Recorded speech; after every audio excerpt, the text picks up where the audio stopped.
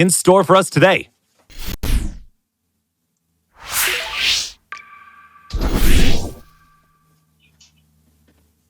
Hello everyone and welcome. My name is ateatree and I hope you are ready for this totally tubular 2v2 showdown that we've got for you today. This is Teenage Mutant Ninja Turtles Shredder's Revenge, and with me here I have the handsome and talented Arispici on co-commentary. How you doing today? I'm doing fantastic, T-Tree, and I'm so happy to be here at GDQ presenting this amazing race, because we have two excellent teams going up against each other.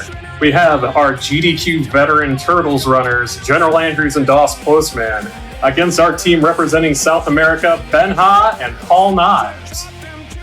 Hello, everyone. Yes, Team USA and Team Sudamericano.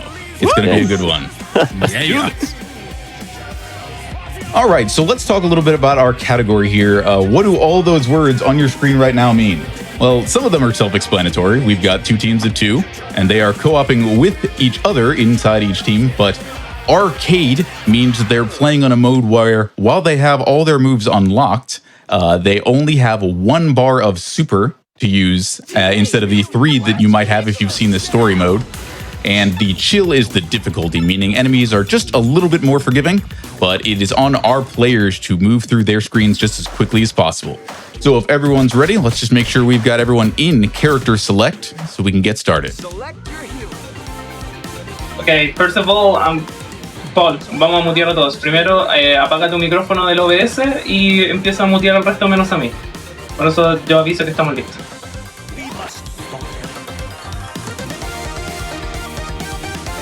All right, if our teams are ready to go. Ready.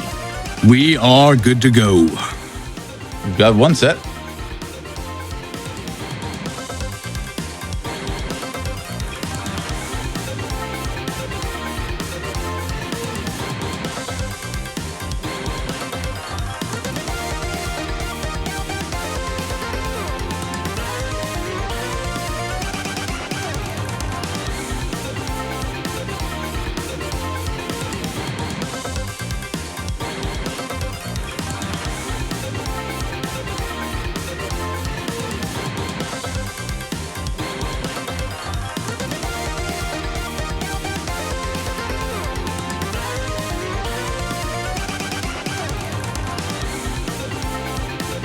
All right, it looks like we've got both teams in player select.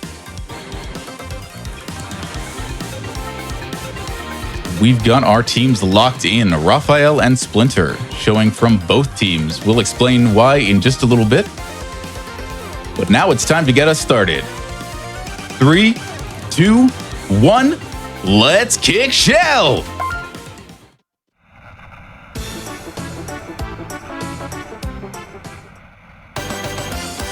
Breaking news.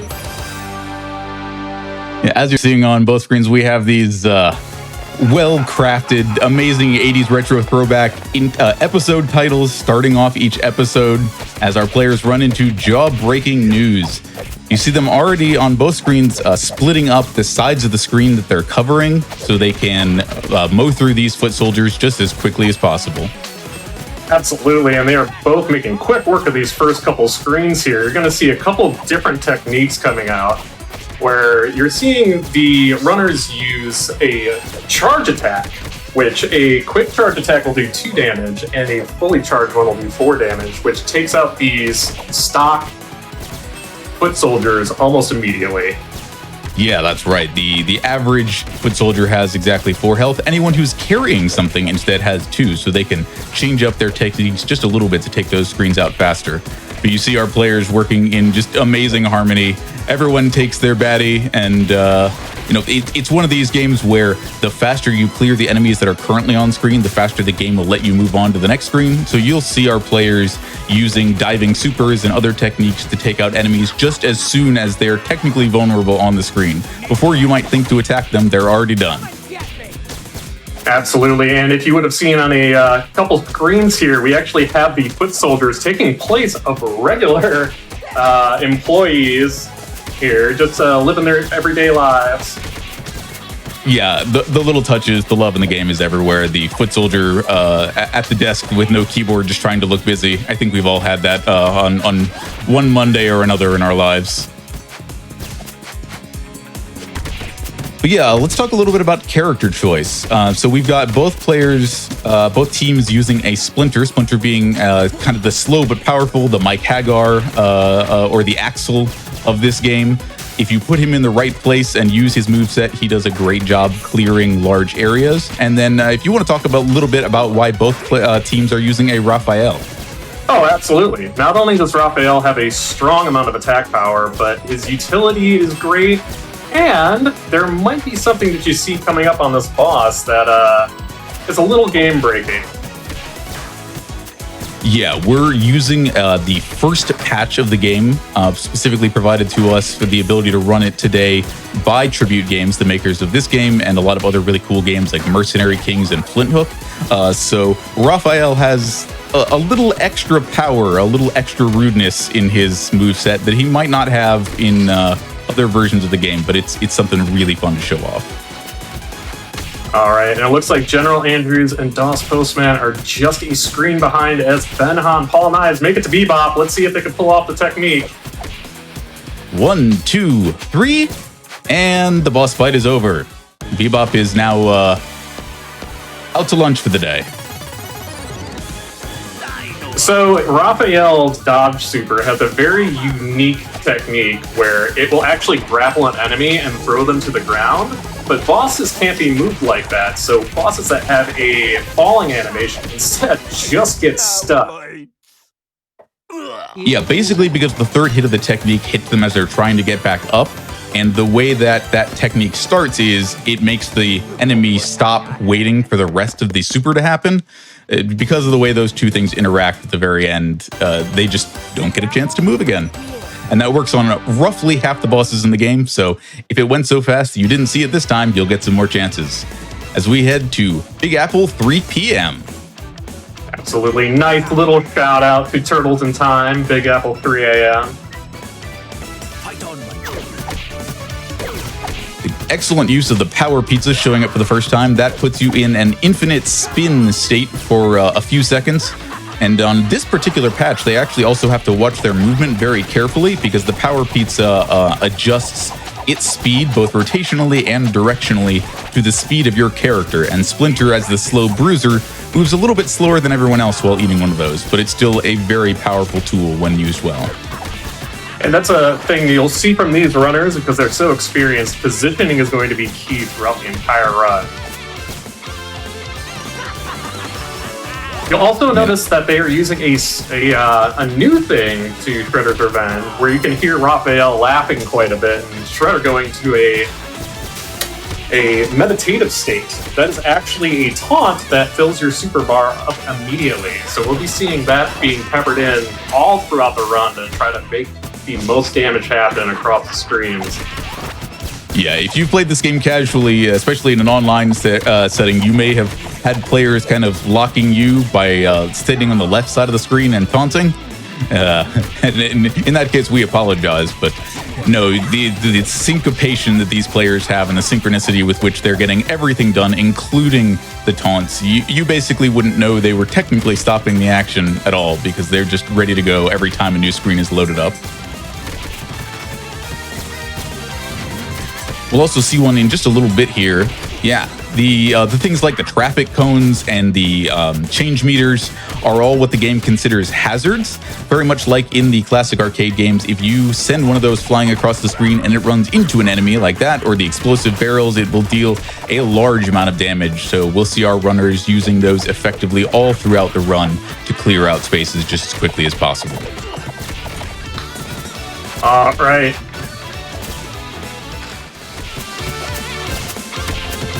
Time for a new power-up in just a moment here.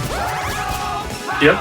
Yep, we've As got Benja Ben picks up the infinite super pizza, he is going to be flying all over the screen, destroying these axe-wielding foot soldiers as they run right into the Bebop or Rocksteady fight. Now, lets you use any of your three supers without taking down your ninja power for 10 seconds. Although if you don't have charge before you start it, you can charge that in the background, which we saw him do. Rocksteady is also out for the day, although they do have to make sure they clear him down while also taking out the ads in the fight. Expertly done. Absolutely amazing work. from Benja and Paul Knives. And there's a nice little touch throughout that stage too, if you notice. At the beginning, foot soldiers were dismantling the turtle van, and then we got to see the boss of this next stage right at the end going into the Rock City fight. But Andrews this is and our Posty first also with a very side-scroller of the clean game. clear. Yep. We're now down to one of our side scrollers, which all have songs with lyrics accompanying them. So while we jam out to some of that and you watch them clear out these first waves of foot soldiers before they enter the tunnel, now would be an excellent time for some donations. Certainly can do. How about this $100 from Tribute Games, who says, best of luck to the racers from the Tribute team. Cowabunga. Cowabunga! We got time for at least one more. All right, we also have $500 from Jack, saying it's a boat time. We have a portal run without all those pesky portals getting in the way. The portal bonus, by the way, at $37,000, working our way up to 80 grand. Let's keep it going, friends. Fantastic. Thank you, everyone.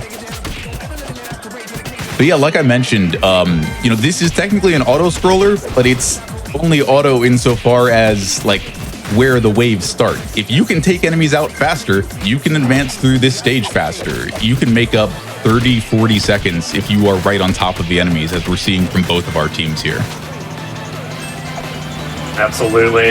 And Benja and Paul Knives gets their first look at the Turtle Tenderizer. However, you cannot do damage to it at this point. You just have to play some baseball. No, unfortunately not. You can hit it as much as you want, but you can also just chill out, grab a slice of pizza, take a sip of soda, whatever you need to do.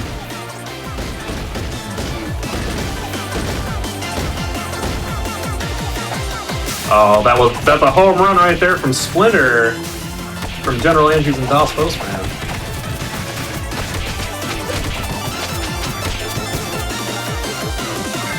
Who seemingly are still roughly a screen behind, but there's a lot of time to be made up because there is quite a bit of RNG in this game. Yeah, really no time lost. It's staying very close. I've been impressed by the synchronicity and the ability to swap up enemies on the fly from both teams. And the other thing to know is, just like classic arcade games, almost every combination of difficulty and players changes up the spawns just a little bit. So our players are just intimately familiar with exactly what they're looking for their run today. So there's just enough different, if you're playing as a solo player, like I typically do, it's a different experience. You'll have some of the same enemies, but some things will come out differently in addition to needing to handle them differently. So these players are fine-tuned for exactly what they're doing right now, and it shows. All right, you want to talk a little bit about this fight, Ateatree? Sure. The Turtle Tenderizer is, in casual, a very difficult boss, but as I think we'll see shortly here, for players who are familiar with what it does and its patterns, is actually one of the easier bosses in the fight, because if you manipulate its AI, you can kind of keep it towards the front of the screen, have it swerve around as little as possible, and with tactical use of especially the Splinter special, the highest damage single move in the game at 3 hits of 5, you can do what Benja and Paul Knives just did and take it out with it getting virtually no attacks on you at all. Let's see if Andrews and Posty do the same. Destroy the turtle. Rumble in the zoo. Yep, one special, and the Tenderizer does not swerve backwards towards them. That is something that you want to watch out for. Let's see if they're... Yes, they got a gun cycle, so the Tenderizer is not heading towards the back of the screen, and they finish it off nice and clean as Benja and Knives head into the next level, the zoo. Great work on that fight from both teams. So the zoo is a very fun stage because there is not only the environmental hazards, but this is one of the first examples in this game of some background hazards, I would say. Our favorite background hazards. Yeah, that'll come up in a little bit. Although if you notice the statues that popped out foot soldiers from them was, I thought, what you were talking about at the time. They do start doing that throughout all these subsequent levels and have things that look like background elements start popping out at you. Teamwork is Yeah, we'll see a new range of enemies introduced. We've now got the Archer foot soldiers, who actually only have a single hit point and are typically really best for actually keeping your ninja power up if you need it, or just trying to clear an extra wave to get the next ones to come in faster. We've also got our hot pink or magenta axe soldiers. They have a higher hit point total, so you'll see our players using those diving supers, which unilaterally across whatever character each player is using do 10 damage. So they are a very reliable clear on almost every enemy type in the game. Absolutely, especially when we get into the later levels, we'll be seeing almost consistent spam of dive supers. Hey, you say that, but they do have a relatively narrow hitbox, especially vertically. While you may notice that the kind of explosion out from the dive super hits enemies in a wide radius to the left and right, if they are more than a few steps above or below you, it won't hit. So our players do have to be very careful about where they put those. And here are your good friends, the monkeys. Absolutely, they're so happy in the background. They're just cheering our runners on, giving them some food to keep their energy up. Yeah, Benja and Paul got through without any monkeying around. Those bananas do both damage and cause knockback to you or whomever else they hit. So if you're lucky, you can take advantage and put some extra damage down on the foot soldiers. Ooh, we saw our players take a manhole cover to the face. Thankfully, we're playing on chill, so that's not so bad. On gnarly, that can take down about 2/3 of your health in a single hit. You do not want to see the manhole cover come towards you. All right, as Benja and Paul Knives make it into our first doubles fight, where we have Dirtbag and Ground Check. They're partners in trouble. Let's see if they can get the stun on one of them. Wait, that's the wrong series. Never mind. But nice, they did get the stun on Ground Check, which is hugely beneficial because having these two run wild, very, very challenging.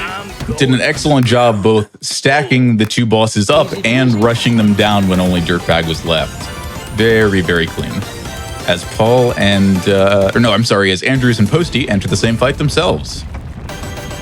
King of the spill. Benja and Paul Knives making it into the sewers. I wonder what that silhouette is. Everyone's favorite.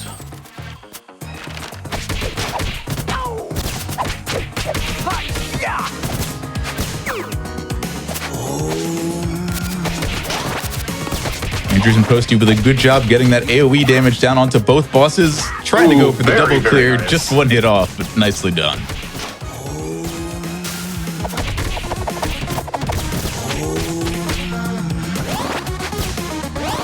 All right, let's see if Benja and Paul are able to do what we call fast trains. If you're able to clear all the enemies, they absolutely did on the first one there. You saw those two trains come in consecutively. If you haven't cleared out several enemies on the screen, including the ones that spawn down on the tracks, you won't get that happening. But with skillful use of the two standing AoE supers, they were able to get that both times. Very well done.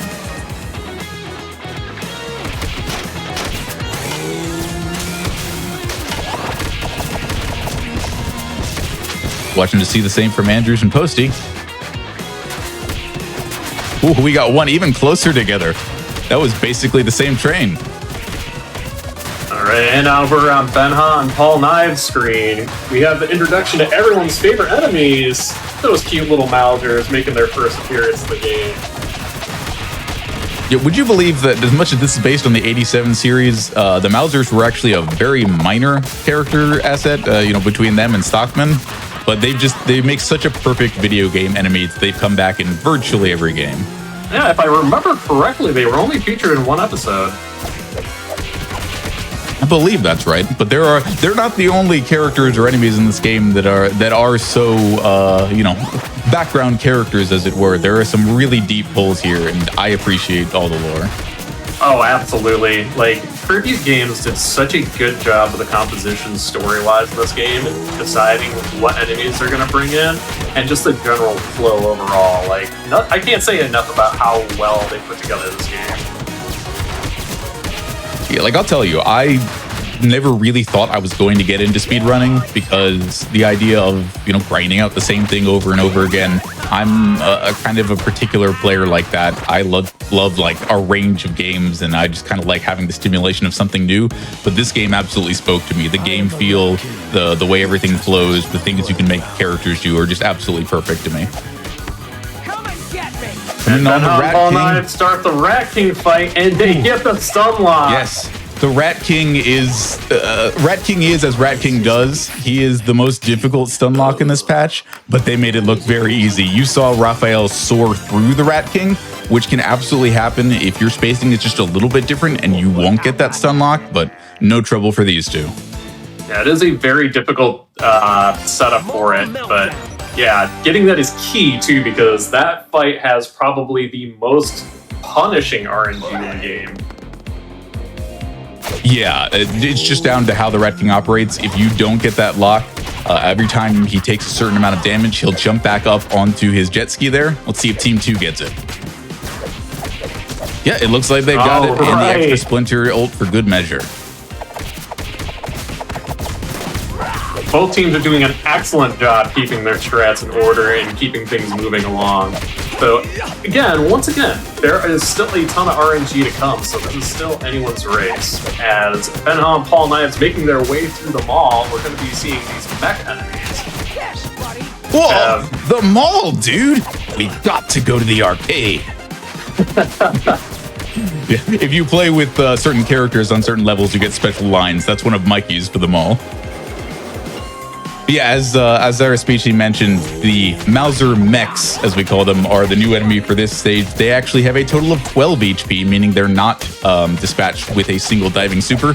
So our players have to track where they're going to come down by watching the shadow or just keeping out of the way of the falling mech, and then dispatch them as quickly as possible.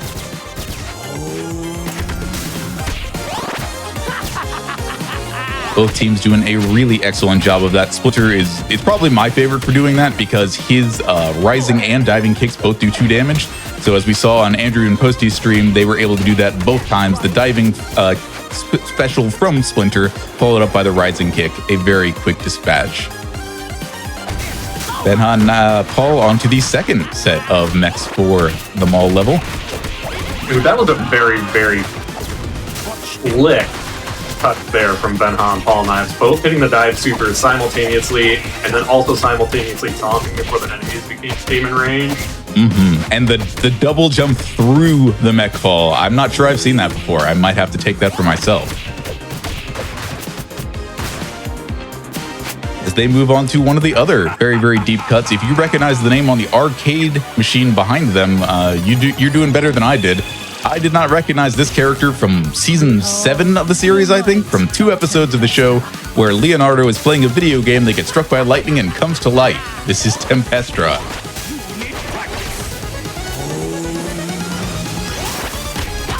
You may recognize these two, though. Oh, absolutely. Got a little Toka and Razor. From some of my Turtles content, Secret of the Ooze. Easy peasy. Oh wow, Benja and Paul Knives making quick work of Tempestra, even getting the quick kill. Yep, So Tempestra, much like Rat King, uses HP totals to change techniques. So when she takes enough damage, you see her charge up that electricity discharge. And so our players were putting down just enough damage to not trigger that, so they could recharge their supers and get in for more damage. All right, let's see how GeneralAndrews and Posty handle it as Benja and Paul Knives make their way through the rooftops.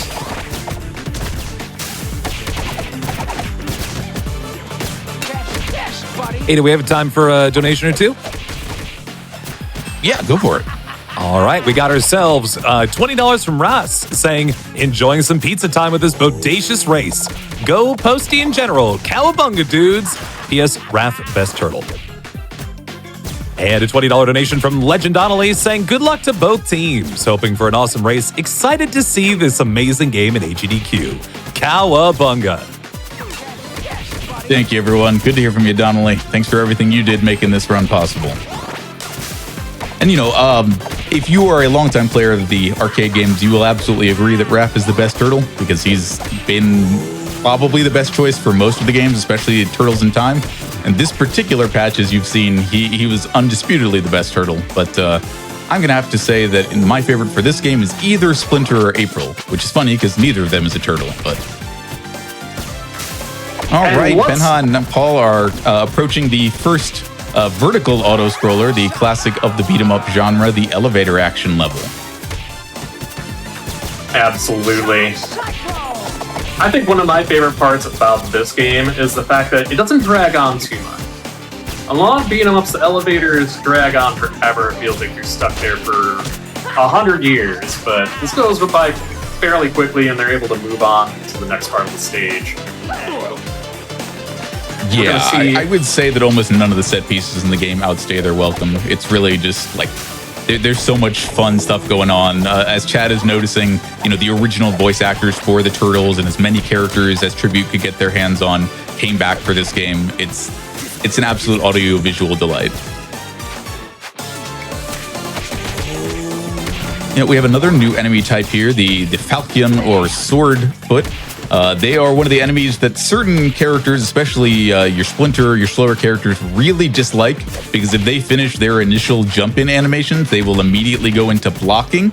And a character like Splinter is so slow that actually, while most characters want to dash to the other side and attack them from there, Splinter unfortunately can't do that. So he better have a super saved up, or he's just going to end up in a situation where he kind of has to back off and let them put their guard down naturally. All right, and here comes our second duo fight on Benja and Paul Knive's screen. Is Bebop and Rocksteady together? I'm good. But which one's the bad and the ugly?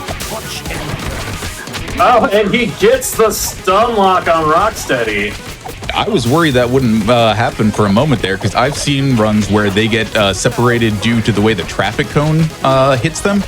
But that was very, very clean. And they made sure to attack the one who wasn't stun locked first so they could come back for Rocksteady later. Yeah, just the other thing, you may not even have noticed it in how quick the fight went, but the AI for those two is partially based, as far as we can tell, on how close they are to each other and like where they are relative to each other. So when one of them gets locked up, the other one, as long as they're close, kind of stops doing most of their moves, so it makes it that much easier to rush them both down. Speaking of vocal soundtracks, probably my favorite song in the entire game, as Benja and Paul Knives making their way through the second side scroller. We probably have some time for some more donations. Yeah, please do. We sure can. We have $50 from Zyrak saying, "Yo, Turtle friends, sad not to be racing with you, but good luck showing off this awesome game to the speedrunning world and repping the Turtles community. Cowabunga." We also have $25 from Anaxagor. There we go. Saying cowabunga to my fellow TMNT SR devs. Thank you very much. Awesome. Love to hear from the devs. All right. And if you notice on GeneralAndrews and Poti's screen, they managed to get the stun lock on Bebop that time as opposed to Rocksteady. Yeah, but the principle is ultimately pretty much the same.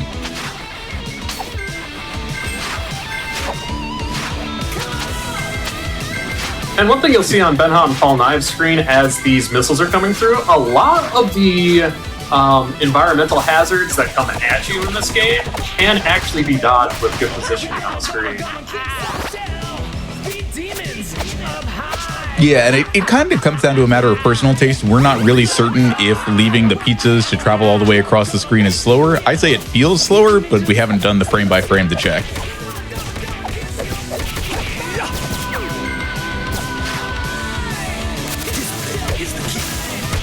Do we have time for a few more donos? Absolutely. Please do. All right, we got $10 from Tempest Mask 1000 saying, "We're lean, green pizza eating machines." While born in the late 90s, TMNT was a part of my childhood I'll never forget.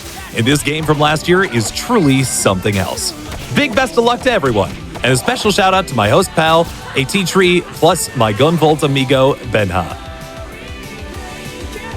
And we got $50 from Cycleized saying, "Cowabunga, dude! Love the entire TMNT franchise. It's so good to see Shredder's Revenge during this event. Good luck to all the runners, and a big thank you to GDQ for always keeping things awesome." All right, as Benja and Paul Knives are making their way into the next fight, one thing that Tribute did, not only have they wrapped up good nostalgia for Teenage Mutant Ninja Turtles, but they've also put references to other games in video game history in here. As we like to call Wingnut here, Storm Wingle, because of a attack he may or may not use, depending on how the runners handle this. Oh, And there he into goes. it.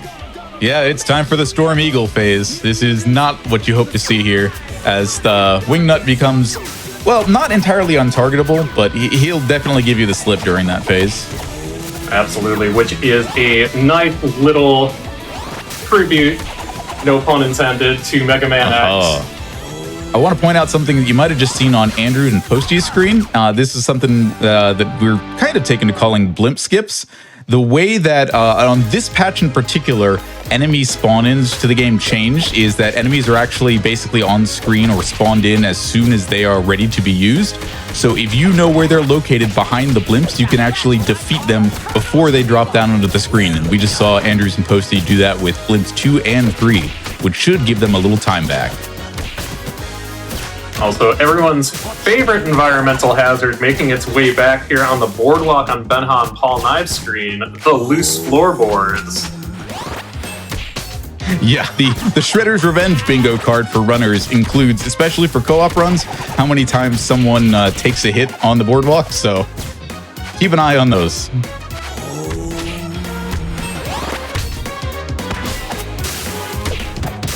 All right, Andrews and Posty did not see the Storm Eagle phase, so they might catch up a little more time here. They can stay pinned to the right side of the screen and burn Wingnut down.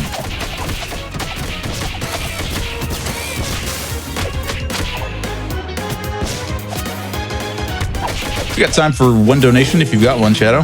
I certainly do. We got ourselves $200 from Space Coast Gaming, saying, "Good luck, guys. General and Post, you guys are an inspiration for all co-op runners. Let's kick some shell and cancer. Put this to runner's choice," which at the moment, friends, is that Portal bonus run with airboat percent of all things.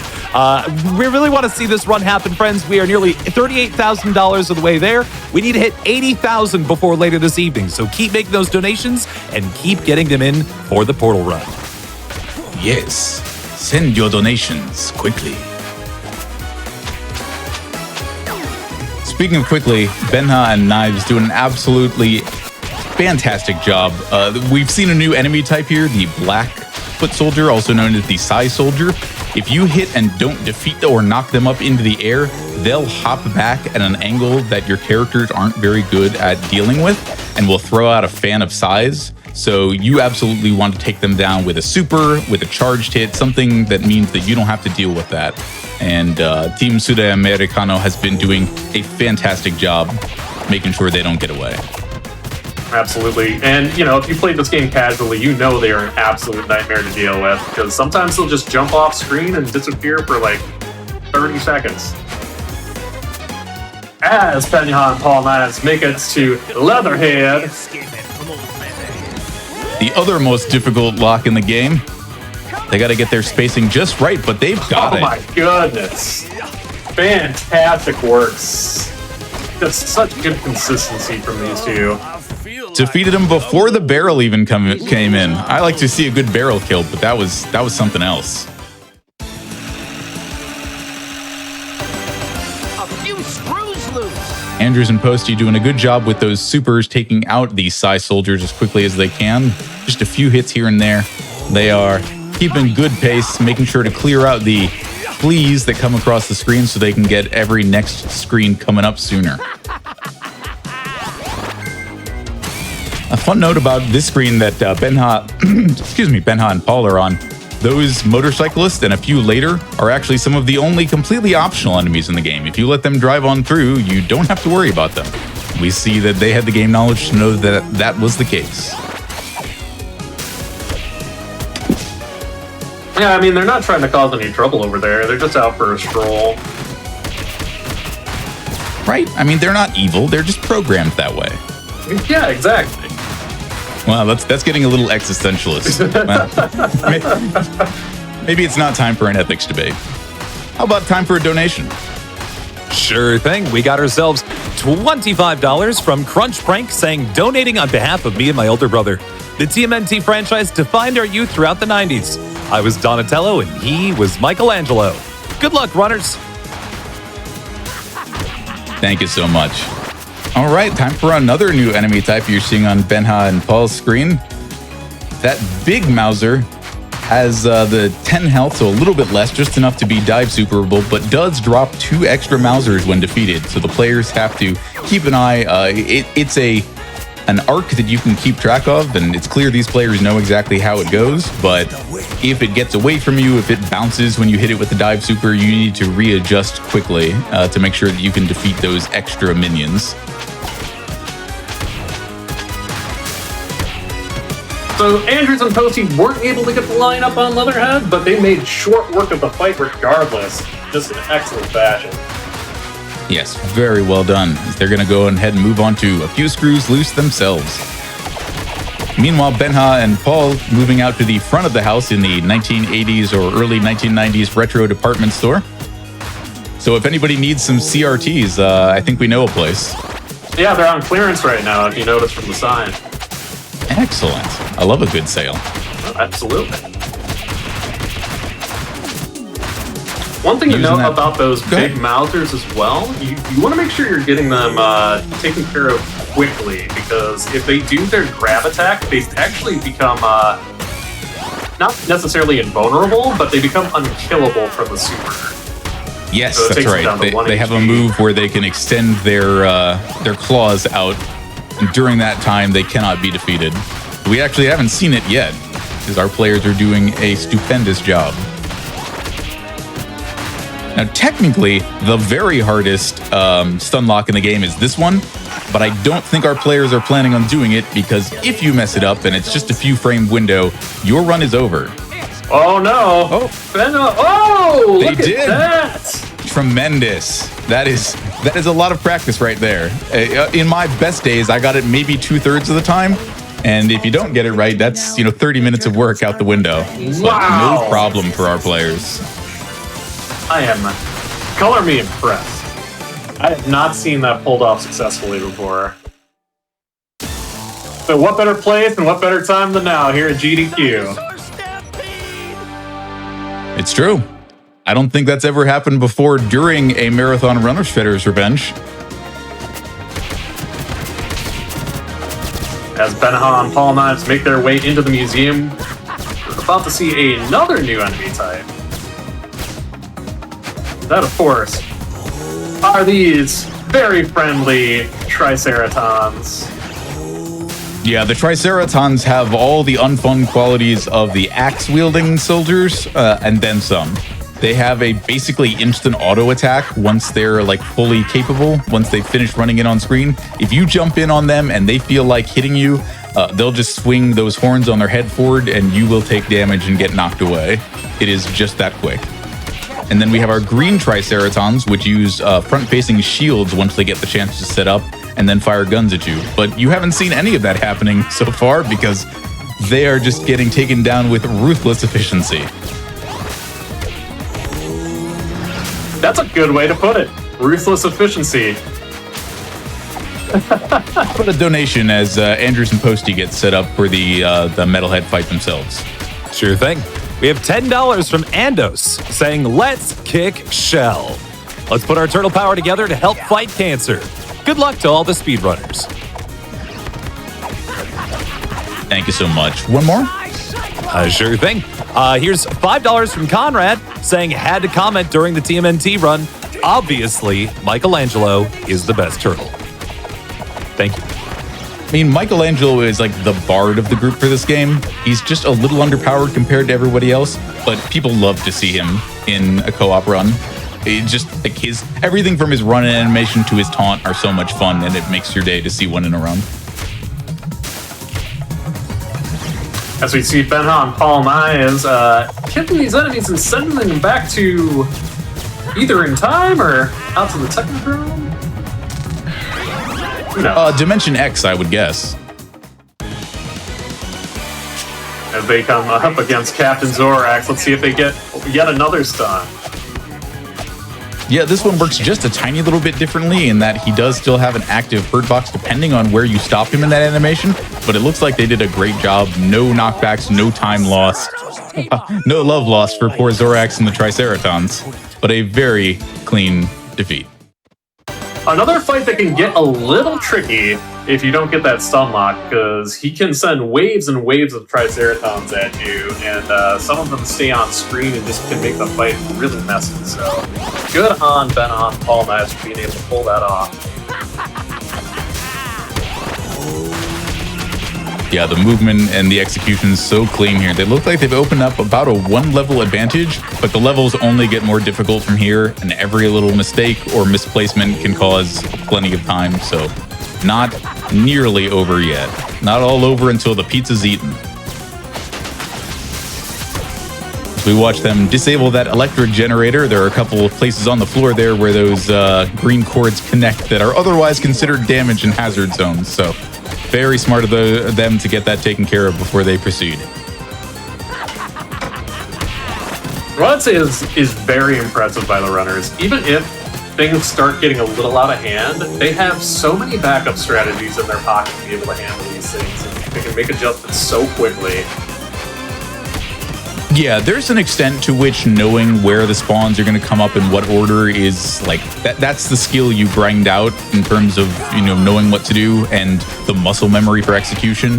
But being a good improviser, especially in a co-op run, is absolutely crucial to, like they said during the interview, it's the difference between a good runner or a good team and a great team.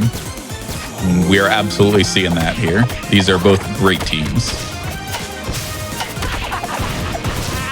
Ah, my favorite enemies, the laser discs. At least that's what I call them, because they're disc-shaped and they shoot lasers. They probably have a real name, but I don't know what it is.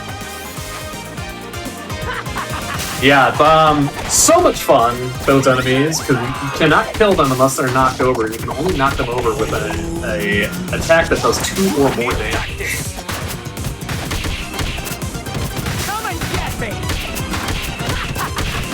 And if you don't hit them fast enough, they just go right back underground and just pop up anywhere.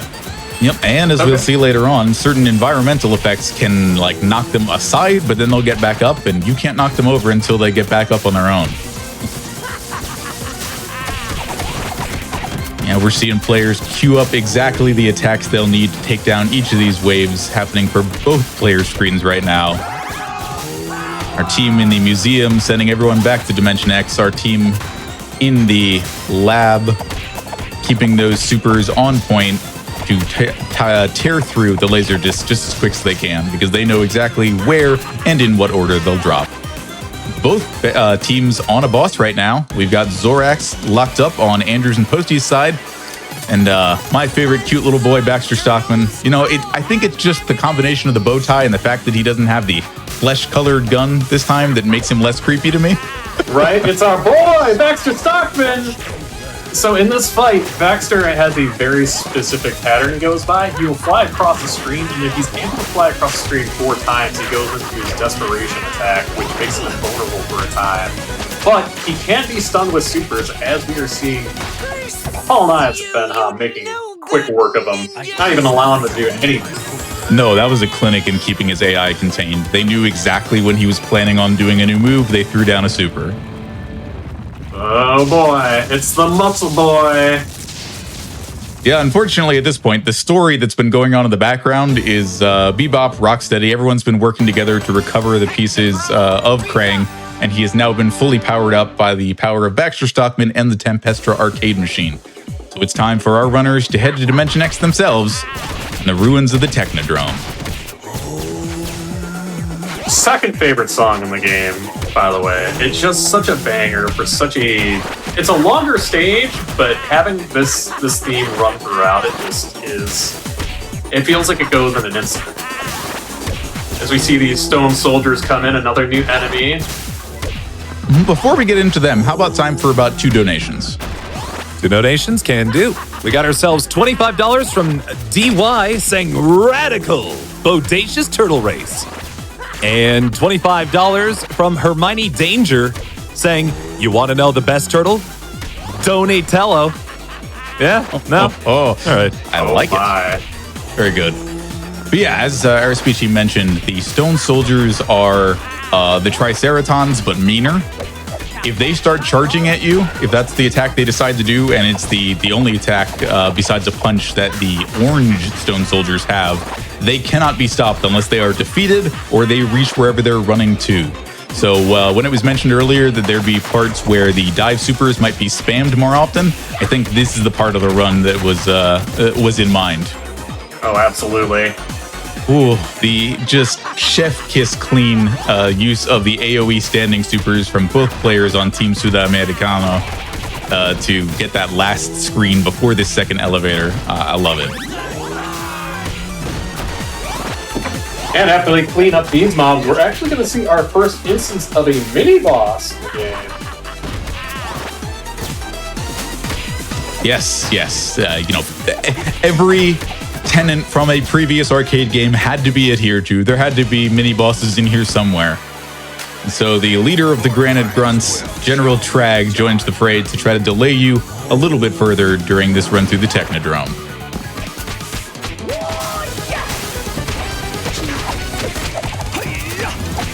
As you can see, unlike Zorax, he doesn't have to do anything to summon his minions. They just come in automatically, but it was basically no trouble for our runners. They knew where they were going to show up, and they were ready.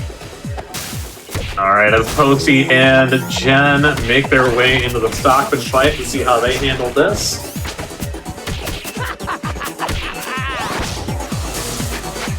Yep, doing a good job juggling those supers as well. There are 5 or 6 different speeds of super. You may notice that the two characters take slightly shorter or longer. Raphael actually having the very fastest super in the game, which is part of what makes him so cool but rude. And Splinter having one of the slower ones, so they really have to pace that out between them to keep enemies locked up. But they did an excellent job.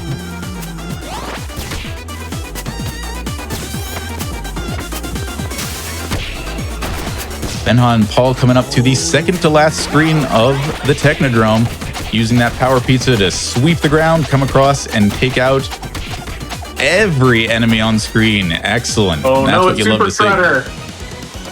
See. No, we have Super Shredder at home. See? It's just Chrome Dome. Ah, yeah. Okay, of course. This fight is very, very fun because this is absolutely an homage to Shredder in Turtles in Time. Yeah, as you see the Mode 7 look there, our players had to throw a foot soldier at him to get him to come back down, but they knew exactly when and how to do that. Doing a good job of keeping the deck clean, such as it were, being ready to get that second set of throws and finish him off as easy as you please. Oh, yeah, and just a beautiful 2-cycle there. There's no even question that they were going to get it. As they head into episode 14, we might have time for 1 or 2 donations, because a quick side-scroller here at the beginning of the stage. Sure thing. We got Sparrow the Spider donating $50 with a haiku. Holes in space and time, blue and orange they shimmer. Airboats are faster. We are trying to raise, folks, enough money to get to that Portal bonus run here. We need to get to $80,000. We're currently at $38,000. Keep those donations rolling in. Like this $25 from Setzer G, saying the old TMNT arcade games hold some of my fondest childhood memories, so I have to donate during the best the series has seen in a long time. Let's kick Cancer's shell. Couldn't agree more. Thank you, everyone. But yeah, you saw, as Arispici mentioned, that opening auto-scroller, while a lot of fun, and it's a game that runners love to play to see who can get hit by either the most or the least meteors. Shoutouts to False Boo and a few other friends. It really doesn't matter so much on any difficulty except maybe Gnarly, because you won't get hit by enough to actually defeat a turtle, and then there's that pizza that comes up on the first screen afterwards. And speaking of pizza, another new enemy coming up on Benja and Paul Knives screens, the horrifying pizza monsters coming up from under the ground. Honestly, the biggest horror they can bestow upon your run is what we're not seeing here from Benja and Knives, is that they can desync and choose to show up from under the ground at different times. And if that happens, you just have to be ready to change up your strategies and change from whatever you were expecting to do to make sure that you don't miss one of them. Because if they don't hit you and you don't hit them, they'll dive right back under the ground, and then you have to wait for them to come up again. Yeah, here's our desync. 1, 2, 3, and 4 separately, but a really good job of picking up the last couple. Only one of them got away. Nicely done. Oh, yeah, absolutely beautiful work. Also, did you see that silhouette in the background creeping? I wonder what that could have been. I didn't see anything. Weird. Might have just been my imagination. That could be. Certainly there's no unwelcome surprises waiting for us. Oh, of course not. No unwelcome surprises for Andrews and Postman. They are making good time clearing the last couple of screens before they themselves take on Chrome Dome. Benja and Paul Knives doing a good job staying out of the molten tomato sauce. You find yourself in that, it can be a bad time, especially on this patch. I found that if you happen to be doing a charge attack or anything else that grants you a super armor state and you're standing in that, it will drain your health every tick. And you can defeat yourself in about half a second. So... Also, we did not see it in Benja and Paul Knives screen, but that little shredder had the background on that past screen there as a nice little reference to Raiders of the Lost Ark. Ah, yes, the golden idol, such as it were. Yes. And everyone's most disliked boss from Turtles in Time, Slash, making an appearance here in Shredder's Revenge. He's actually arguably a runner's favorite here because he cannot be stunned, so you can really just go to town on him. He keeps doing his thing, and as long as you work around his patterns, you can take him down in no time flat. Yes, definitely a far cry from the difficulty in the previous game, as our runners, Benja and Paul Knives, make it to the penultimate stage. It's separated by exactly one level here. Let's see how it goes over the course of the last stage and change.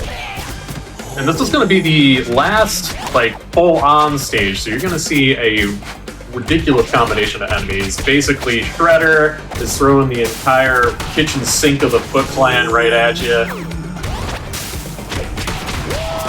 Yeah, I consider this basically your final exam. You see every enemy type, almost every situation of enemies and combinations you've seen before, and a few new ones. So it's really meant to keep you on your toes. No matter how many toes you might happen to have. Yep. And Benja and Paul Knives making quick work of these screens as well. We probably have some time for a few more donations. Yeah, please do. Give us 3. 3? All right. We got ourselves $100 from Bahamut X saying, great seeing the new TMNT game on AGDQ. Really enjoyed this game as I really enjoyed the original. Good luck to all the racers, though I must root for Benja and Paul Knives, fellow runners of River City Girls. Donatello is best turtle.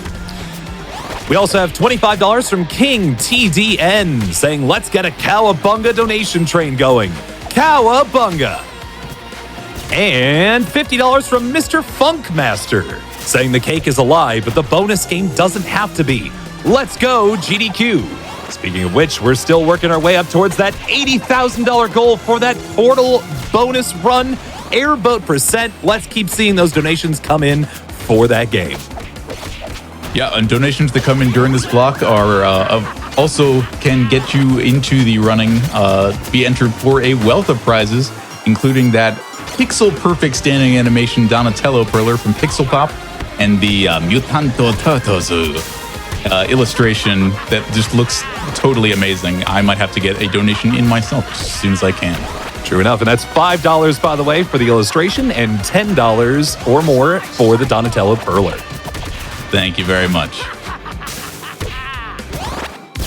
All right. So, Benja and Paul Knives still making their way. No hiccups here. Knowing exactly where to stand and where to position. We're going to see a few more pizza monsters coming up. Yep, the last pizza monsters of the game. And yeah, the thing with this level in particular, you probably didn't see it because they did such a capable job, but the vertical scrolling can change like when enemies come in on screen, where you stand, how they move relative to you. But these runners know exactly what they're doing.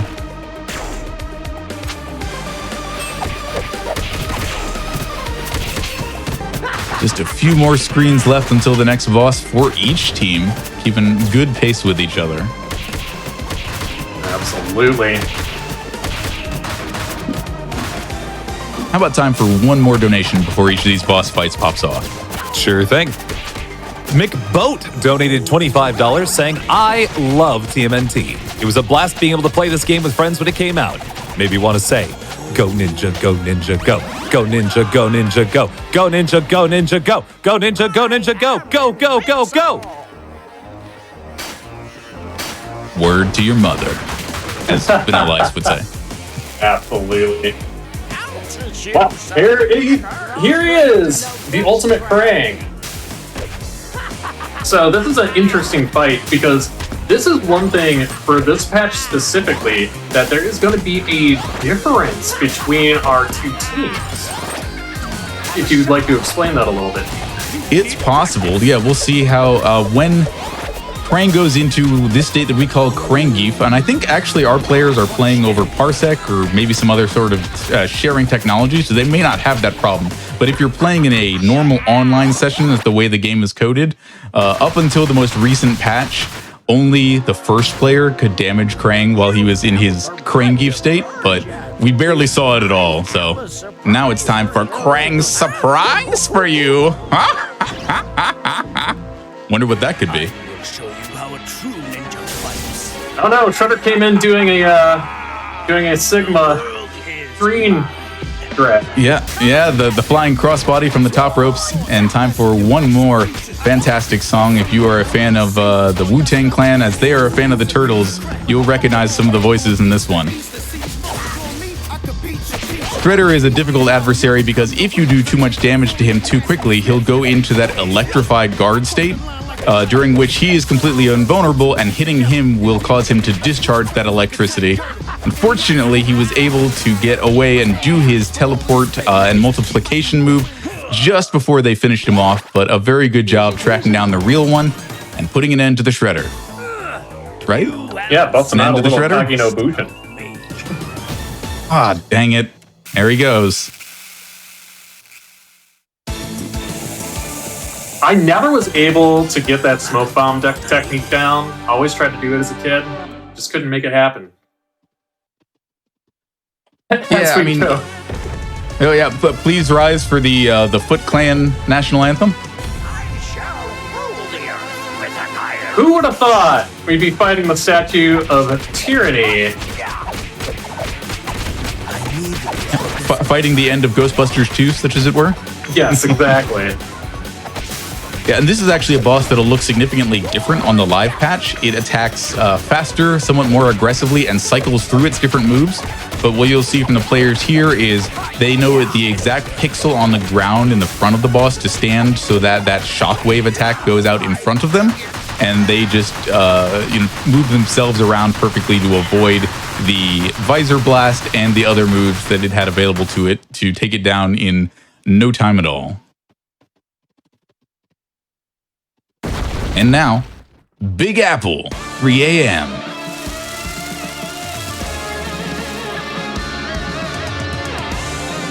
Here he goes with the ooze.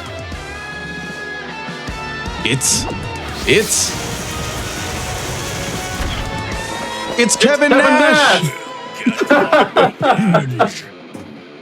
Yes, unfortunately, the Shredder never learns his lesson the first time.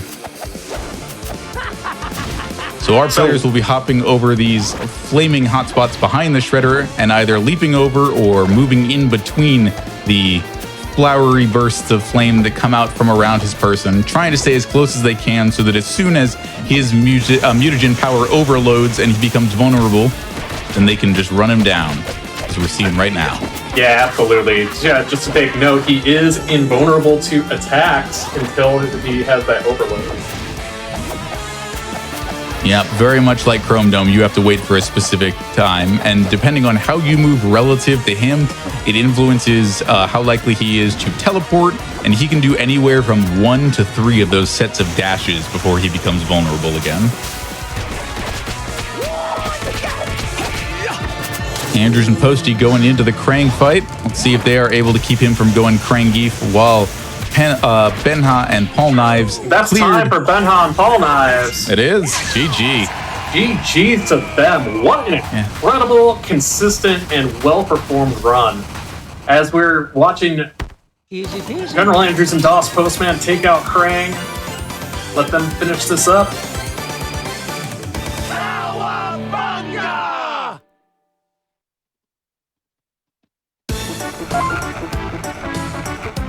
They're about to get a surprise of their own.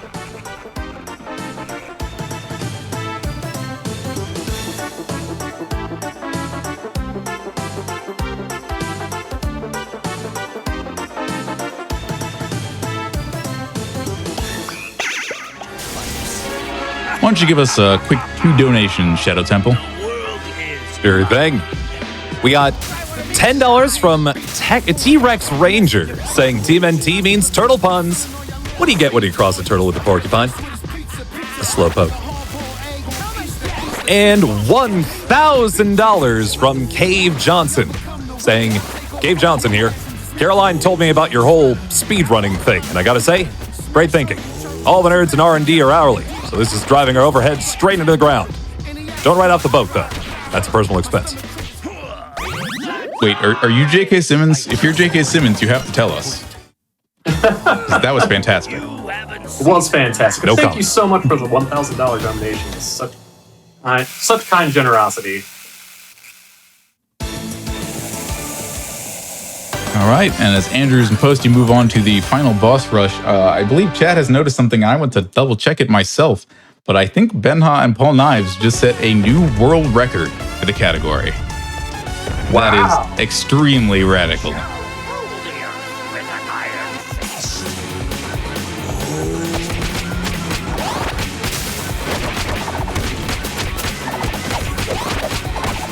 Yeah, as we finish up the run here, I want to take an opportunity to give some shout outs to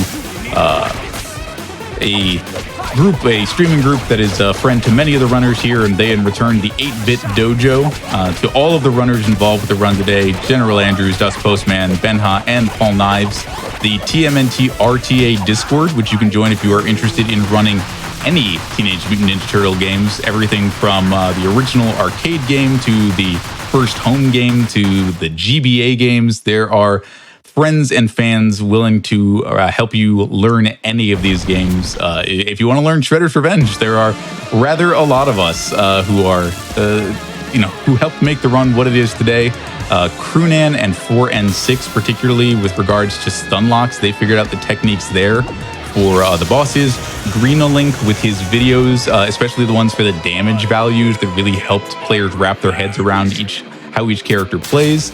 Some of the early runners, the people who figured out that the sub-hour barrier was possible, including Pikachu, Falsbu, Retro Raye, Luna Valkyr, and also, I guess, me. I am a solo world record holder for Splinter on the normal difficulty.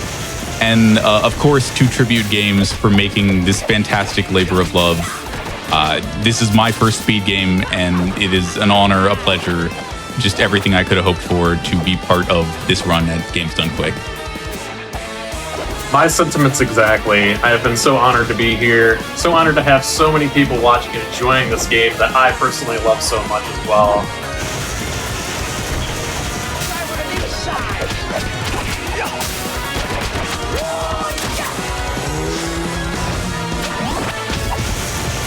As Posty and General Andrews are going to be finishing this fight off here in just a second. And it's time. Time. GG. GG's to General Andrews and Dospostmann, who have definitely a respectable time. Don't get me wrong. Oh yeah, just over the hour barrier. The hour barrier, especially in co-op, is one of those magical numbers that, like, there's a very few players out there who can make it happen, but yeah, I can confirm that pursuant to the leaderboards being figured out for previous patch versus current patch, but very much, at least on the previous patches, that run from Benja and Paul Knives is a world record. Amazing stuff. You'll love to see it. But yeah, with shout-outs out of the way, if there's anything else you want to say, Arispici, please feel free to do so. Otherwise, I will just thank everyone for watching Awesome Games Done Quick Online 2023, and hope that you stick around for more fantastic speedruns. Absolutely. Just in closing, once again, thank you all so much for watching and all of your support throughout this week. Hope you continue to have an awesome time, and I hope it's totally tubular.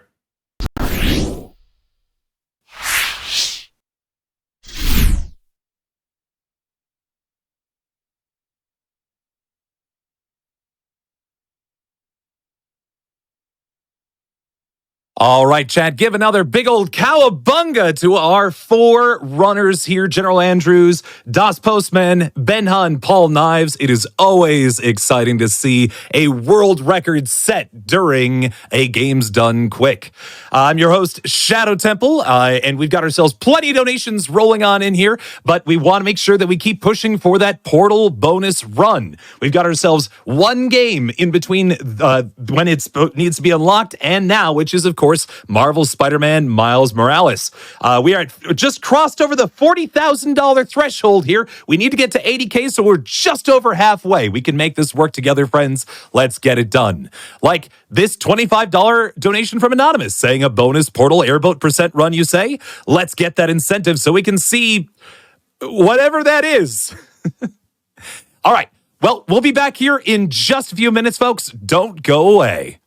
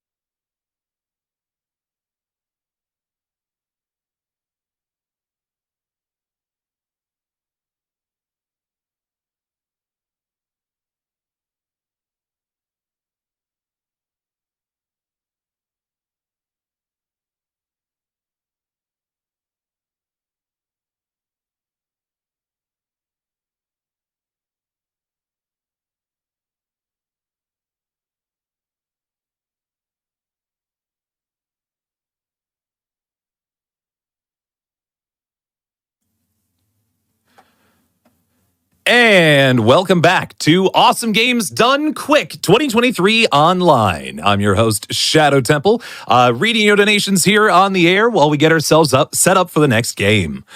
We've got ourselves a lot of great donations in here, such as another $100 from Tribute Games, saying congrats Benja and Paul Knives. Sick run, new world record. Thanks to AGDQ for hosting Shredder's Revenge. Much love. Thank you for the $100 towards the Prevent Cancer Foundation.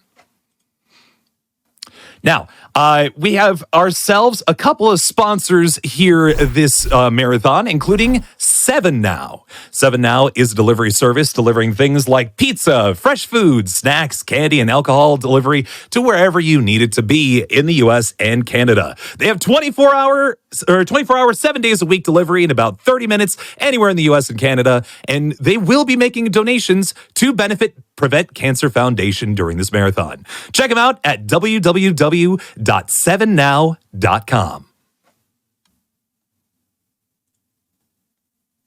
Looks like we have time for another donation. We have $25 from Shalev saying, I'm a simple man. I see a TMNT world record. I donate. Congrats to Benja and Paul on a fantastic run.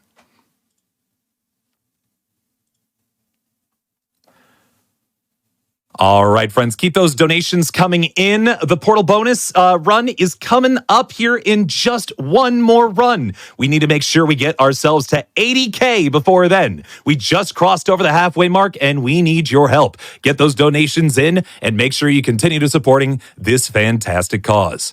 This is actually where I'm going to be stepping off, friends. It has been an absolute pleasure being your host for this morning/afternoon here in the U.S. This was my first time hosting on GDQ, so thank you all for making it such a fantastic time. I'll be back later this week, but in the meantime, we've got plenty of awesome runs ready to go for you.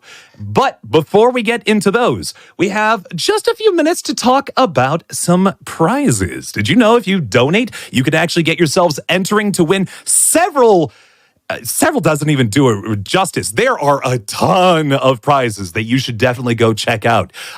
We had some really cool ones for the TMNT run, and there are many more on their way. In fact, why don't we go ahead and take a look at some of those right now?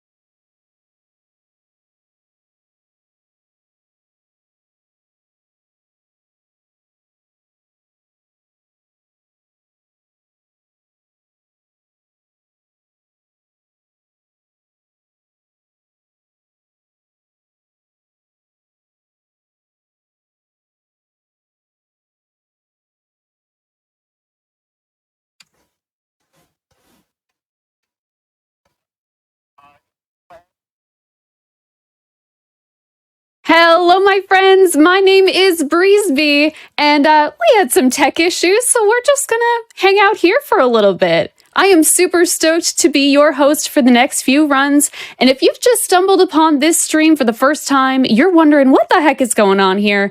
We are going fast and raising money for the Prevent Cancer Foundation. And thanks to all of you and your generous donations so far, we have currently raised over $227,000 for the Prevent Cancer Foundation. Congratulations to everyone who has already done this. But, chat, I have something right now that is super important because a challenger is approaching and has been approaching for a while now. But truly, it is now or never. If you want to unlock that bonus game incentive and see Msushi speedrun Portal Airboat %, you have until the end of this next run to meet that incentive. Can you do it? I think you can. We have some donations coming in.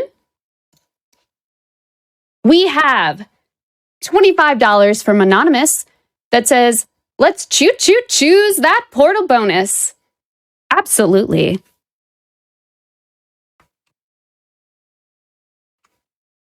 And with that, I think we are actually going to go over to prizes now.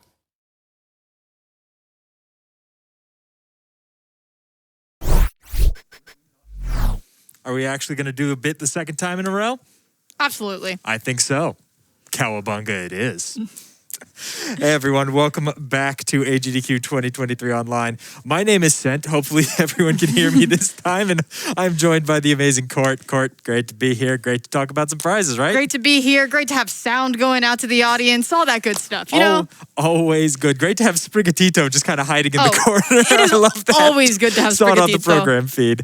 But we have so many amazing prizes just like that Sprigatito available for all of you to win. All you need to do is at least donate the minimum value of the prize. While they're available, the prizes we're going to be talking about now are available until the end of that Portal 2 run. We're trying to get into the marathon. Still need about $40,000 to make that happen, but I know we can get there. And let me show you some of the cool stuff that you could win if you donate to make that happen. $25 is going to get into everything that's available right now, and $50 is going to get you into all of that, plus our amazing day prize, an absolutely beautiful hand-painted painting from Rocket Fox. Why don't we just pull that up first? Do we just want to look at this? Because, Let's I mean, just look at it. we've been talking about this all day because I love the detail, everything in there, all the references. The more you look at it, if you're a Portal fan, you see more and more every single time. You know, you got the Aperture logo on Mario's hat. That's something I didn't notice necessarily at first. I just noticed See, that. that's what I'm saying. We've been staring at this all weekend,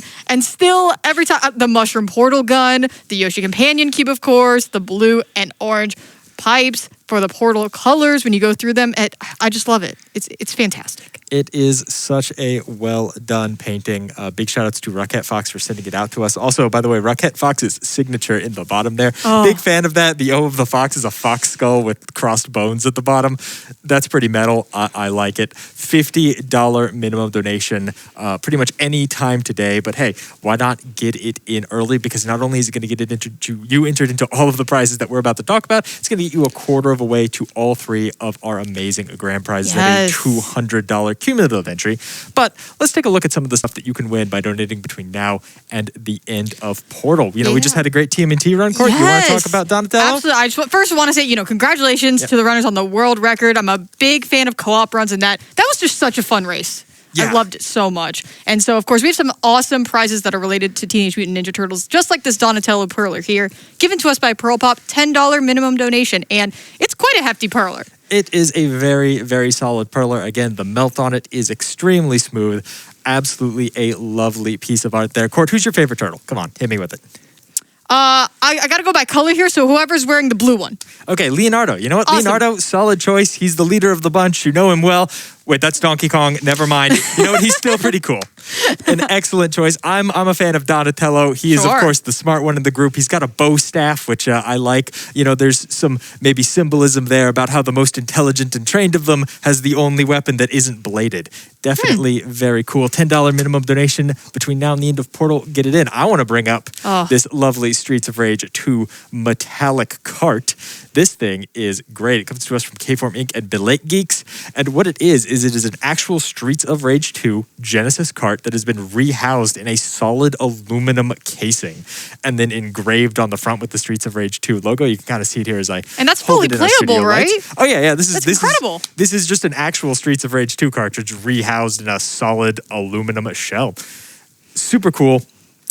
We've got a couple of them. I really can't wait to show you all the Mega Man X one a little later in the marathon. It came out so lovely, but these are great. Thank you so much for sending them in. $25, again, going to get you entered into that and into all of the amazing prizes we have right now. Like from our friend Yoshio-kun, we have a lovely illustration of the turtles done in marker. And it is just an absolutely fantastic piece. You could head over to gamesdonequick.com, check out an image of it on the website. Super cool. Yeah, absolutely. And also on the website, we have the Webdings painting from Puzzle P. Oh, yeah. I love that painting because, first of all, we have that Spider-Man run coming up. That's going to be an absolute blast. I know Pestilus is going to crush it. And I just love you have the spider inlaid over, her signature style of all the little doodles. I think it's so cute. $15 minimum donation for that, and you can see plenty of pictures of it on the website. For sure, yeah. The new Spider-Man games are such exciting speedruns. Yeah. Really looking forward to that. I see Jay Hobbs behind the camera nodding at me right now and agree. Got the thumbs up. We're all fans here. I'm excited to watch that in the studio, 100%. It's going to be fantastic. And Puzzle P's artwork is just always an absolute pleasure to behold. You definitely should head over to GamesDoneQuick.com, take a closer look at that image and see if you can spot all of the little, Spider-Man themed words that P has hidden in the image itself. From our friend Hydrogen Pink, we have a set of standees from the Yakuza or the Like a Dragon franchise. They are super cool acrylic standees, each about, yay tall or so, stand on themselves of the main characters of the series. You got Kiryu, you got Majima, you got Ichiban. What more could you want? $20 minimum donation by themselves. But again, get in a $25 donation if you haven't already. You're going to get into everything. Everything like this lovely Sega prize pack we have right here, which features all kinds of great stuff. I mean, first off, you're going to get a collector's edition of Shin Megami Tensei 5 for the Nintendo Switch. If you're a fan of RPGs, if you're a fan of the classic JRPG, if you're a fan of the story where you attack and dethrone God, it's Shin Megami Tensei 5. This is the game for you. And you get a lovely plush of Nahobino, who is, spoiler alert, kind of the main character and also kind of a demon. Definitely super cool. But that's not all, because you're also going to get a digital code for Yakuza Lost Judgment and a pin set from Lost Judgment. So we're just adding that on there. But wait, there's more, because that's not all either. You're also getting the Sega Genesis Classics Collection, also for the Switch, and a copy of Sonic Mania. Yes. So many great games, so many fun things. $25 minimum donation. Make sure to get that donation in before the end of Portal. And keep in mind that $25 donation or that $50 donation, if you'd like to be entered into this lovely painting, is working you towards our grand prizes. We have 3 amazing ones from our friends over at Heroic Replicas. We have a Hylian shield as well as your choice of additional replica. And we have so many cool options for them. Here's one from my childhood personally. We have the Sword of Power from He-Man. Come on. This was my childhood. Saturday morning cartoons made from action figures that didn't sell from other lines. By the power of Grayskull, you could have the power if you win this grand prize. Absolutely fantastic. Thank you so much to Dave from Heroic Replicas for making that happen for us. From our friends at Skytech Gaming, we have an awesome Skytech Gaming Azure gaming PC. Head over to GamesDoneQuick.com. You can check out all the specs for that PC, as well as a Fallout laser rifle from our friends over at Cute Monster Props and Vulpin Props. I've been informed that Fallout 4 is actually the one game in the series this rifle does not appear in. So I have been wrong the entire marathon. But this is how I learned. It's the thought that counts, Sen. We know it's from Fallout. We know it's beautiful. It's fantastic. People have liked it so much that they've reached out to say, yo, that's really cool. So that's also the wrong game, but that is really cool. It's incredibly well done.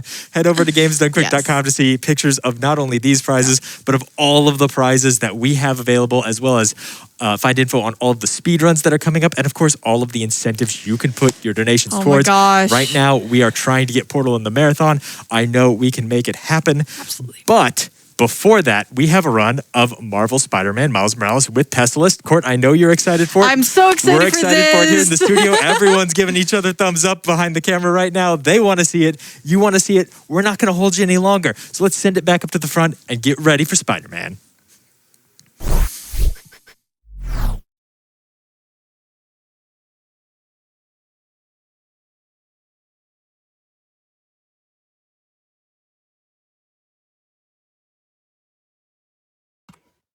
Thank you, Scent and Frozen Flygon, for a look at those incredible prizes.